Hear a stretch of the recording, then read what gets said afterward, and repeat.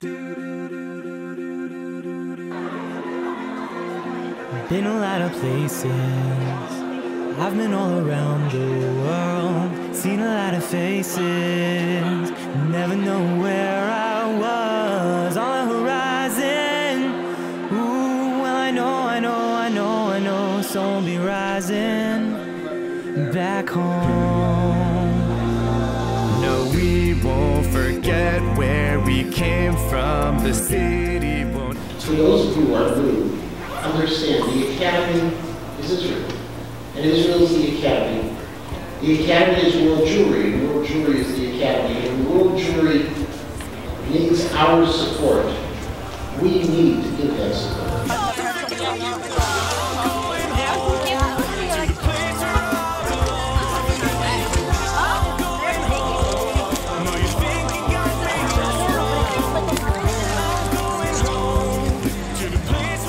Very different way to start the school here, especially. So the whole summer you've been hearing about the war, and it's a different environment to be learning about it. Since we're all obviously here and we can't really make it to Israel, or not all of us at least, I think the best thing to do is to be educated and just to be able to respond to those who don't agree with you. Make sure that they understand your side of the argument, and make sure that you respectfully listen to their side of the argument, as well as make sure to stay current on all the news that's going on in Israel and keep yourself educated.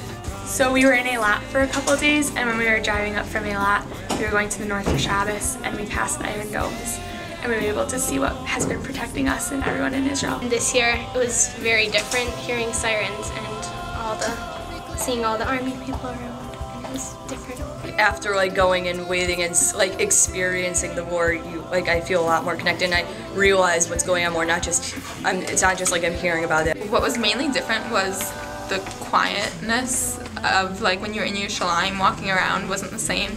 There weren't hundreds of kids on programs, but it made you realize the reality of what it is in Israel.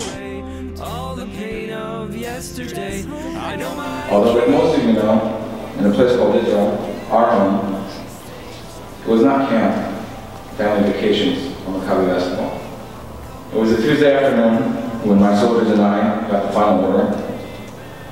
We would be going to Gaza that very night. After 2 weeks of non-stop searching and combat, we located and destroyed all the tunnels in our area of operation in our sector. And then we would shortly be returning home to Israel. However, my last night in Gaza was filled with mixed emotions. I was also happy to be returning home, but my last night also happened to be the night of Tisha B'Av.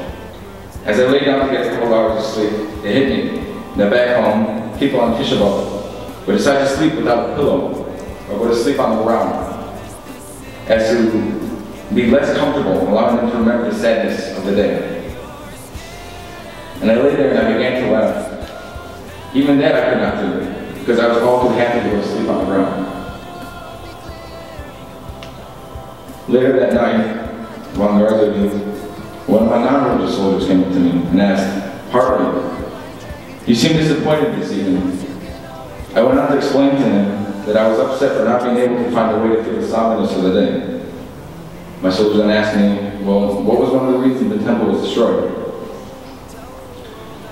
I simply answered and said, "Sinat chinam, selfless hatred." He looked at me with a smile and asked, "Do you see any selfless hatred here?" We both looked at each other and smiled, and I realized that this Tisha B'Av was my most powerful and meaningful yet.